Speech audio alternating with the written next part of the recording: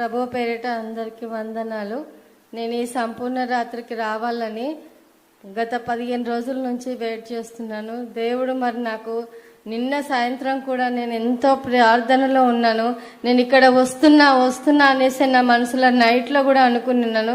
నా భర్త మరి నేను ఒక్కదాన్నే బాప్టిజం తీసుకున్నా, ఈ తండ్రిని నమ్ముకుని మరి నాకు ఈ తండ్రి నన్ను వీడికి రప్పిస్తాడనేసి మా ఇంట్లో వాళ్ళు ఒప్పుకోలేరు. నైట్ మరి నేను పటాన్ చెరుకెళ్ళి వచ్చానండి.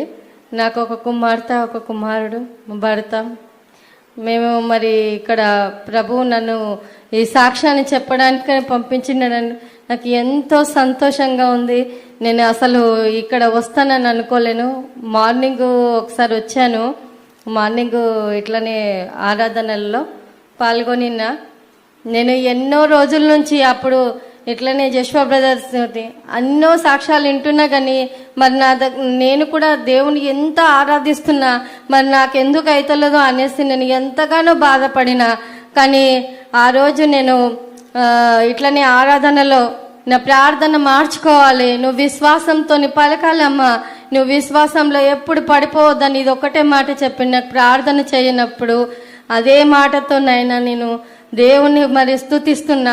నాకు 4 సంవత్సరాల నుంచి ఒక అతను చిట్టికి డబ్బులకు అది సురిటీ సైన్ పెట్టుకొని నా కుమారుణ్ణి చీట్ చేసి డబ్బులు అడిగితే ఇవ్వకుండా మరి నేను ఎంతగానో బాధ పెట్టి స్టేషన్కి కూడా తీసుకెళ్ళిన నా బాబుని మా పైసలు తీసుకొని మేము సురిటి పెడితే మాకే అసలు పోలీస్ స్టేషన్ మెట్లు ఎక్కించిండు. మేము ఇంట్లోకి వెళ్ళి బయటికి వెళ్ళని వాళ్ళము. మరి నన్ను ఎంతగా తండ్రి నేను స్తుతిస్తున్నా, మరి నన్ను ఇంతగా మరి ఇదేస్తున్నావు. నాకైతే ఎవ్వరు లేరు తండ్రి, మరి నాకైతే తండ్రి లేడు, తల్లి లేదు. నా భర్త మస్తు తాగుతాడు. మరి నేను నిన్నే నమ్ముకున్నా, నేను ఒక్కదాన్ని నీ దాంట్లోకి వచ్చిన. ఇక నాకు నీ పాదాలు తప్ప ఏ శ్రాయం లేదు దేవా. నేను మరి ఆయన కొరకై నేను మిత్తి 6 నెలలు 6,000 కడుతున్నానండి. నేను హౌస్ కీపింగ్ చేస్తానండి పని. నాకు 12,000 జీతం వస్తుందండి. 6,000 నేను ఇంట్రెస్ట్ కడుతున్నా. ఆయన నన్ను చీట్ చేసిండని మా బాబు నుంచి వాళ్ళకు సహాయం చేయకపోతే నాకు 6,000 నెలకు మిత్తి పైసలు కడుతున్నా. 6,000 అతని కోసం. ఆ డబ్బులు ఇవ్వట్లేదు, చేయట్లేదు. పైగా నా బాబుకే మాకు పోలీస్ స్టేషన్కి ఎక్కించినా కానీ కూడా పోలీసు వాళ్ళు వాళ్ళ డబ్బులే తిని మాకు వస్తేలే అమ్మా, మేమేమి ఇటువంటి సాయం చేయలేము అది ఇదని తిప్పేసిండ్రు. ఇక నాకు నా తండ్రే దిక్కు అనేసి రోజు మా ఇంట్లో వాళ్ళు నన్ను చిత్రవత చేసిండ్రు. నీ దేవుడు ఏడి అని ఇవన్నీ మాట్లాడినా నేను విశ్వాసంతో ఈ ప్రార్థనలో ప్రతిరోజు 3 గంటల ప్రార్థనలో ఉండి నేను 6-7 కల్లా డ్యూటీకి వెళ్తానండి మాదాపూర్లో హౌస్ కీపింగ్. కానీ నేను రోజు ప్రార్థనలో తండ్రి దగ్గర పాదాలు పట్టుకొని గోసాడచ్చు రోజు ఇదే స్తుతిస్తుంటే తండ్రి నాకు ఈ మంత్ ఫస్ట్ వారం, పోయిన మంత్ ఫస్ట్ వారంలో తండ్రి నువ్వు అతనిని మార్చినందుకు వందనాలు తండ్రి. నాకు ఇక ఏ సాయం లేదు, ఇక నీ పాదాలు తప్ప నాకు ఏది లేదు దేవా. ఇక నేను మిత్తి కట్టలేను. 4 సంవత్సరాల నుంచి అయ్యా నేను కిరాయి రెంట్ కట్టుకోకుండా నేను 6,000 అతని కోసం నేను మిత్తి కడుతున్నా తండ్రి. ఇక నా వల్ల కాదు దేవా, నేను మోయలేను దేవా అని స్తుతించగా తన మనసు మార్చి నా తండ్రి నువ్వు తన మనసు మార్చి నాకు తిరిగి డబ్బులు ఇప్పించినందుకు వందనమేసయ్యా తండ్రి, నీకు వందనమేసయ్యా అన్నాను. మరి తను ఫోన్ చేస్తే నేను ఎందుకో అనేసి నాకు భయపడి, ఎందుకంటే నాకు స్టేషన్కి పిలిచిండ్రు కనుక నాకు భయమై ఫోన్ లేవటలేను. ఎందుకైనా మంచిదని మరి నన్ను ప్రార్థన చేసుకొని తెల్లారి లేవట్టిన ఫోను లేవడితే అమ్మా నీకు క్షమించండి అమ్మా, నీ పాదాలు వందనమమ్మా, అమ్మ నిన్ను క్షమించమ్మా, అయ్యా నేను నీ కుమారునమ్మా, అమ్మ నీ కుమారులాకమ్మా, నా కోసం నేను ఎంతో బాధ పెట్టినమ్మా, నా తప్పు క్షమించమ్మా, నీ డబ్బులు నీకు ఇస్తా అని 50,000 తను ఇచ్చిండండి. దేవుడు మరి నా పట్ల ఇంత కృప చూపిడు. ప్రతి ఒక్కరికి ఆయన ఉన్నాడనేసి నేను నమ్ముచు ఇక ఎప్పుడు చావైనా బ్రతకైనా ఆయనతో నేను చెప్పి నేను బాప్టిజం కూడా తీసుకుని ఇదే నా చిన్న సాక్ష్యం. దేవుడు దీవించును. పరిశుద్ధాత్మ దేవునికి వందనాలు. సమయం ఇచ్చిన మరి బ్రదర్కి వందనాలు. కూడి వచ్చిన మీ అందరికి కూడా వందనాలు. నా పేరు గీత, మాది గోదావరి కానీ రామగుండం, పెద్దపల్లి డిస్టిక్ మాది. మొన్న పోయిన నెల ఆగస్టు నెలలో 8-9 తారీఖు రోజులలో మా అమ్మ 60 సంవత్సరాలు, 60 దాటిపోయి ఉంటుంది. 1,20,000 ప్లేట్లెస్ అయినాయి. బాగా జ్వరము, వాంతులు. మరి రాత్రి 12 నుండి వెళ్ళి బాగా సీరియస్ అయిపోయింది. ప్రభా, నేను కిరాయి ఇంట్లో ఉంటాను. మా అమ్మ నా దగ్గరికి వచ్చింది. అమ్మకి ఇక్కడ ఏమన్నాయి, చనిపోతే ఎట్లా ప్రభా అని. తండ్రి, నా తల్లిని ఈ తెల్లారి వరకు మీరు బ్రతికించినందుకు స్తోత్రాలని బాగా స్తుతించిన.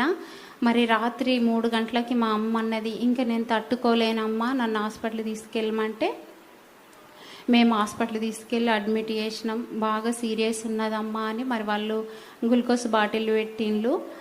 మా చెల్లె మా అమ్మను చూసుకున్నది. తెల్లవారుజామున 3:30 ప్రాంతంలో బెడ్ కాడ నేను బయట కూర్చొని మరి లైవ్లో కూర్చొని మా అమ్మను బాగు చేసినందుకు స్తోత్రములు, బ్రతికించినందుకు స్తోత్రములు అని కామెంట్లు పెడుతూ ఉన్నా.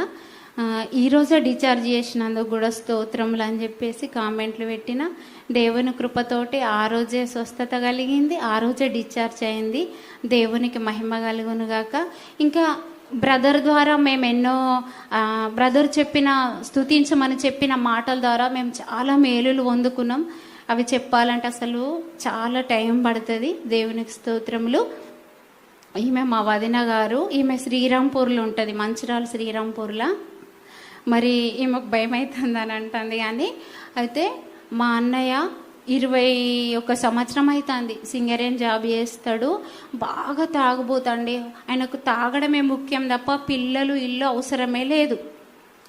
మరి ఇదే ఈ 9వ నెలల బాగా తాగుడు స్టార్ట్ చేసి మాకు నచ్చని ఇంటికి పోయి అక్కడ ఘోరంగా అసహ్యకరంగా ఉన్నాడు. ఉంటే ఇక వీళ్ళ బాబు తీసుకొచ్చి 4 తారీఖు రోజు ఇంటికి తీసుకొచ్చిన తర్వాత ఇక ఈమె బాగా ఏడ్చింది. ఇంకా మారడు, మేము బ్రతకము, మేము చనిపోతే బాగుండని. ఈమె ఇళ్ళ పిల్లోడు, ఇళ్ళ పాప బాగా ఏడ్చిండ్లు. అదేం లేదు, మీరు ఏడవద్దు, దేవుడు ఉన్నాడు, మారినట్టు మనము స్తోత్రాలు చెప్పాలని చెప్పిన. ఇంకా మా సొంత అన్నయ్యనే ప్రతిరోజు తెల్లవారుజామున మా అన్న తాగుడు నుండి విడిపించినందుకు స్తోత్రాలని నేను కామెంట్లో పెట్టేదాన్ని. ఇక 5వ తారీఖు నుండి వెళ్ళి దేవుని కృపతోటి ఇక వీళ్ళందరూ మాట్లాడిన మాటల ద్వారా ఆయన తాగుడు బంద్ చేసిండు. డ్యూటీకి పోగా కూడా ఒక 2-3 నెలలు అవుతుంది. ఆయన ₹1,00,000 జీతం కానీ డ్యూటీ వేయకపోయేది, జీతం రాకపోయేది. మస్తు కష్టంగా బ్రతికేవాళ్ళు. దేవుని కృపతోటి ఈ నెలలో మంచిగా డ్యూటీకి పోతాడు, మారిపోయిండు. దేవునికి వేల స్తోత్రాలు. ఇంకొకటి, వీళ్ళు 18 సంవత్సరాలు ఒక క్వార్టర్లు ఉన్నారు. ఎందుకో తెలియదు కానీ ఆ క్వార్టర్లో వీళ్ళకు బాగా శ్రమలు, కష్టాలు, నష్టాలు. వీళ్ళు ఒక్కలే ఒక ఎన్ని క్వార్టర్స్లు ఉన్నాయో అక్కడ ఎవ్వరు దేవుని నమ్ముకున్న వాళ్ళు లేరు, కానీ వీళ్ళే ఉన్నారు. వీళ్ళని అందరూ ఒక రకంగా మాట్లాడితే బాగా ఏడ్చేది. మరి ఇన్నేళ్ళ నుండి వెళ్ళి వేరే క్వార్టర్కి వెళ్దామని ఎంత ప్రయత్నించి ప్రార్థించినా జరగలేదు. కానీ మరి మన రాష్ట్ర బ్రదర్ గారి లైవ్కి వెళ్ళి కామెంట్లలో మేము వేరే క్వార్టర్ మార్చినందుకు స్తోత్రం అని ప్రేయర్ చేసినప్పుడు, స్తుతులు చెల్లించినప్పుడు అది మొన్న ఆగస్టు లాస్ట్లో మారిండు వేరే క్వార్టర్కి. దేవుడు గొప్ప కార్యం చేసిండు. దేవునికి మహిమ కలుగునుగాక. ఈ చిన్న సాక్ష్యం దేవుడు దీవించునుగాక. ఆమేన్.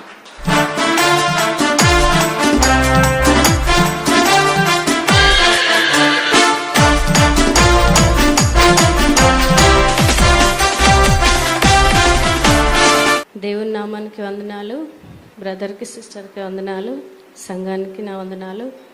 నాకు సాక్ష్యం చెప్పాలంటే ఫస్ట్ భయం వేస్తుంది. నేను చెప్పబోయే సాక్ష్యం ఏంటంటే, ఆగస్టు 28 నుంచి నేను బ్రదర్ వాళ్ళది లైవ్ నేను 3:30 నుంచి వినడము, లైవ్ చూడడము స్టార్ట్ చేశాను. నాకు అంతకుముందు మధ్యాహ్నం చూసేదాన్ని. మామూలుగా ప్రేయర్ చేసేటప్పుడు ప్రేయర్లో ఉండేదాన్ని, ప్రేయర్ చేసుకునేదాన్ని.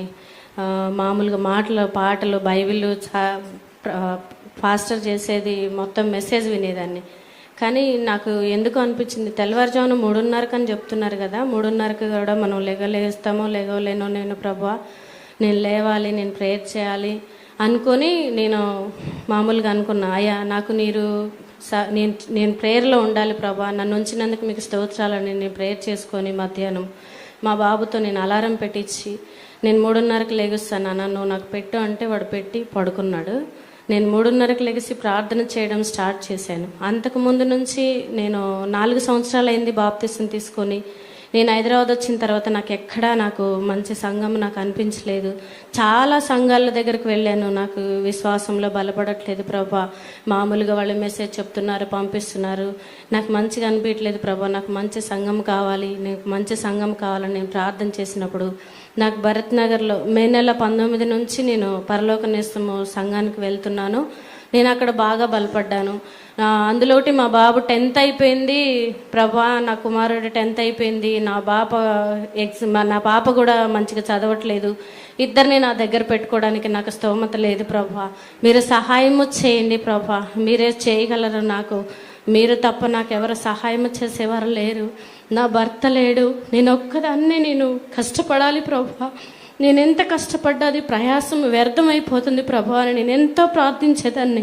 అయినా నాకే జవాబు వచ్చినట్లు అనిపించేది కదా. ఎందుకంటే నాకు ముందు నేను బలపడడానికి నాకు సరైన ప్రార్థన నాలో లేదు కదా ప్రభా. ఎందుకు ప్రభా, నాకు ఎందుకు ఇంత అవుతుందని నేను చాలాసార్లు బాధపడ్డాను. ఊర్లో ఉన్నప్పుడు చాలా విశ్వాసంతో విశ్వాసంతో ఆత్మ కూడా పొందిన నేను ఎందుకు ప్రభు నేను ఎందుకు వెనకబడుతున్నాను నేను ప్రార్థించినప్పుడు నాకు చాలా విశ్వాసం వచ్చింది. నాకు పరలోక నేస్తంలో మంచి సంఘం నాకు దొరికింది అనుకుని నేను చాలా సంతోషపడ్డాను. ఆ తర్వాత బ్రదర్ది మెసేజ్ వినడం కూడా నేను చాలా సంతోషం అనిపించింది.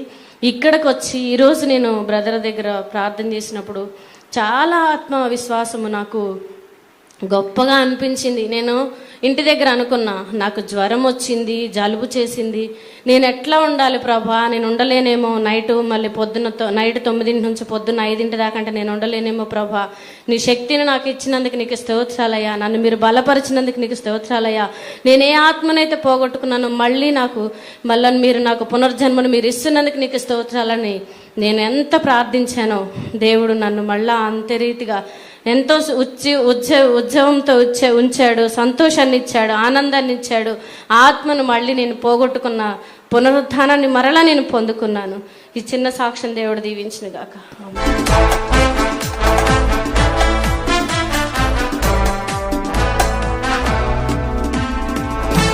అందరికీ నమస్కారం.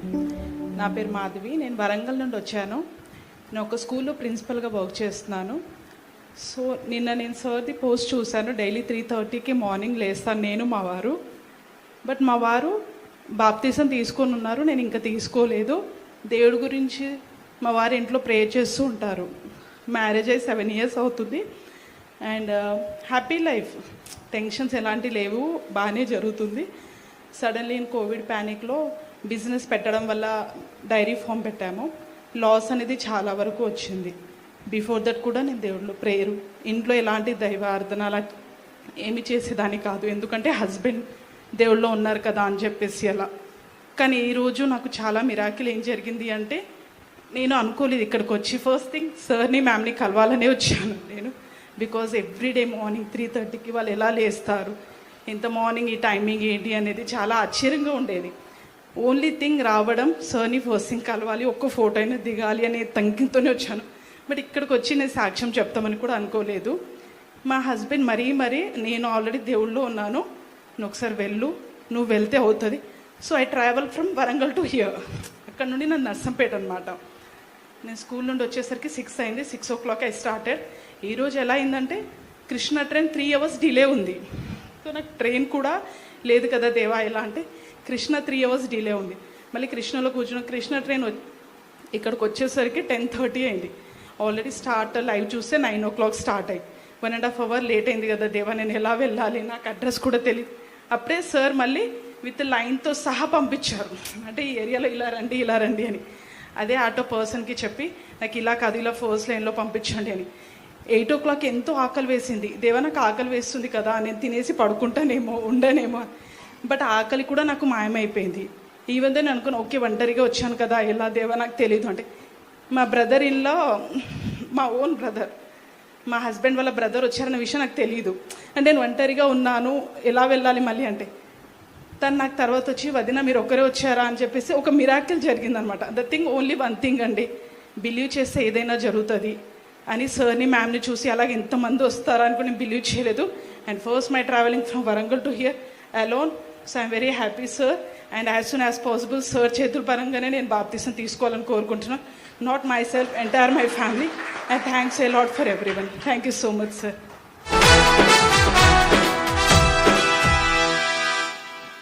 ఇక్కడ ఉన్న అందరికీ వందనాలు. క్రీస్తు నామములో మీ అందరికీ వందనాలు చెప్తున్నాను. అన్నగారికి, సిస్టర్ గారికి, ఇక్కడ కూడిన సంఘంలో ఉన్న అందరికీ వందనాలు. నా పేరు సందీప్. నేను నార్కెట్పల్లి నుంచి ఇక్కడికి వచ్చాను. మీ అందరికీ తెలుసు నార్కెట్పల్లి అంత దూరం ఏమి కాదు, కానీ రావడానికి జరిగిన అద్భుతాలు మీకు వివరించాలనుకుంటున్నాను. నేను జూన్ 12కు గ్రూప్లో జాయిన్ అయ్యాను యూట్యూబ్లో చూసి. నేను ఎంత సోమరిపోతుందంటే నాకంటే మించిన సోమరిపోతే ఇంకెవరు ఉండరని నా ఆలోచన. నేను మార్నింగ్ లేవను, నేను బలపడిన చోటు ఒక చోట్ల కానీ వాళ్ళు కూడా ఎర్లీ మార్నింగ్ ప్రేయర్కి పిలుస్తారు, కానీ నువ్వు ఫోన్ చేసి మరి నన్ను లేపుతారు. ఫోన్ సైలెంట్లో పెట్టి మరి నేను పనుకునేవాడిని. కరెక్ట్గా 4ంటికి నాకు ఫోన్ వచ్చేది, కానీ ఆ ఫోన్ సైలెంట్లో పెట్టి నిద్ర వేసుకొని మరి పనుకునేవాడిని. ఒకరోజు చర్చికి వెళ్తే వాక్యం, ఓరి సోమరి పోతుడా ఇంకెంతసేపు అనుకుంటామని యోనా సముద్రంలో చేపల పనున్నది నాకు బాగా తట్టింది. ఆ తర్వాత నేను లేవడం మెల్లమెల్లగా నేను అలవాటు చేసుకున్నాను. ఆ తర్వాత ఒకరోజు యూట్యూబ్లో కూర్చొని వీడియోస్ చూస్తున్నాక బ్రదర్ గారి యూట్యూబ్ వీడియో సాక్ష్యం చూశాను. అలా 2-3 వీడియోలు చూస్తూ నిద్రపోయాను. మళ్ళీ నిద్రపోయాను సాక్ష్యాలు వినుకుంటా. అలా నేను గ్రూప్లో జాయిన్ అయ్యాను. జూన్ నుంచి ఇప్పటి వరకు 5 నెలలు అయింది. కానీ నేను ఒకరోజు ప్రేయర్ కోసం, ఒకరోజు ప్రేయర్కి రాను. నేను ఆల్ నైట్ ప్రేయర్కి రావాలని ఎన్నోసార్లు అనుకున్నాను, కానీ కుదరలేదు. నిన్న మెసేజ్ చూసి ఇదే ఈ సంవత్సరంలో చివరి ఆల్ నైట్ అన్నారు. ఎందుకని 30 ఎట్టయినా ఈ ఆల్ నైట్ చివరి ఆల్ నైట్ అటెండ్ అవ్వాలనుకున్నాను. నేను నార్కెట్పల్లి స్కూల్లో పనిచేస్తున్నాను. అది రెసిడెన్షియల్ స్కూల్. ఎలా రావాలి, ఎలా పోవాలి నాకు ఏం తెలియట్లేదు. ఇప్పటికీ శాలరీ ఇంకా రాలేదు. ఆ టైంకి చేతిలో కూడా డబ్బులు సరిగా లేవు. చెప్పాలంటే నా దగ్గర 300 రూపాయలే ఉన్నాయి, అంతకు మించి ఏం లేవు. నాతో నా మిత్రుడు వచ్చారు, ఆయన సాయం ద్వారా ఇక్కడికి వచ్చాను. బయటికి రాగానే ఆటోలు లేవు, సిద్ధంగా ఆటో ఉంది. ఆటో ఎక్కి బస్ స్టాండ్కి వచ్చాను. బస్ స్టాండ్కి వచ్చి బస్సు బయటికి పోతూనే ఉంది. మళ్ళీ బస్సు ఎక్కాను. బస్సు ఎక్కి చౌటుపల్ల దిగాను. చౌటుపల్ల బయటికి రాగానే లారీ ఎక్కాను. నా జీవితంలో నేను లారీ ఎక్కలేదు. వీడికి రావడానికి దేవుడు నన్ను లారీ ఎక్కించి ఎలిపినాగులో దింపాడు. ఎలిపినాగులో దిగి బస్సు ఎక్కి మళ్ళీ ఉప్పల్లో దిగాను. ఉప్పల్లో ఎక్కి మళ్ళీ సికింద్రాబాద్లో 10ంటికి దిగాను. 10 నుంచి 11 వరకు నేను నా మిత్రుడు తిండి కోసం తిరిగిన తిప్పట్లు లేవు. రోడంతా తిరిగాం. నాకు ఆకలి లేదు, మా ఫ్రెండ్కి ఆకలి ఉంది. ఆయన కోసం నేను తిరిగాను. నేను బాప్టిస్టం తీసుకుని 6 నెలలే అవుతుంది. నేను బలపడ్డాను. మా ఇంట్లో నేను మా నాన్న తీసుకున్నాను, కానీ మా అమ్మ, మా తమ్ముడు, మా చెల్ల ఇంకా తీసుకోలేదు. కానీ నా మిత్రుడి కోసం, తన ఆహారం తినడం కోసం గంట సేపు రోడ్ల బట్టే తిరిగాం. చివరికి మేము తినేదో మిర్చి బోండా తిని వీటికి వచ్చేసరికి ఆరాధన చాలా వరకు అయిపోయింది. సో నేను అన్నగారు పొద్దున స్తుతించాలంటే నాకు స్తుతి అంటే ఏమీ అర్థం కాదు. కూర్చొని ప్రార్థించాలనుకుంటే ఆ స్తుతియే రాదు. నేను ఒకరోజు స్కూల్లో కూర్చొని బాగా ఒక వ్యర్థమైన ఆలోచనలు వస్తుంటే యేసు నామములో అడుగుచున్నాను, ఈ వ్యర్థమైన ఆలోచన నుంచి తీసేసినందుకు వందనాలు వేసా, థ్యాంక్ యూ జీసస్ అని ఒక రోజంతా చెప్పాను. తర్వాత నుంచి ఇప్పటివరకు ఆలోచన లేదు. అది నాకు ఒక జరిగిన మేలు. ఎందుకంటే ఈ వయసులో నాకున్న ఎవరికైనా కానీ ఇలాంటి ఆలోచనలు రావడం సహజమే. నేను అన్యోన్యంగా ఉన్నప్పుడు చాలా వచ్చాయి. ఒక స్కూల్లో టీచర్గా ఉండడం అంటే అంత విషయం కాదు. ఎందుకంటే మనం చూస్తున్నాం బయట ఎన్నో ఘోరాలు జరుగుతున్నాయి. కాబట్టి నన్ను నేను కాపాడుకోవడం కోసం దేవుని సాయం అడిగాను. దేవుడు మేలు చేశాడు. నాలాగా ఎంతోమంది ఉన్నారు, వాళ్ళు కూడా మేలు జరగాలని క్రీస్తు నామములో వేడుకుంటున్నాను. ఈ చిన్న సాక్ష్యం చెప్పించడానికి దేవుడికి వందనాలు. Thank you.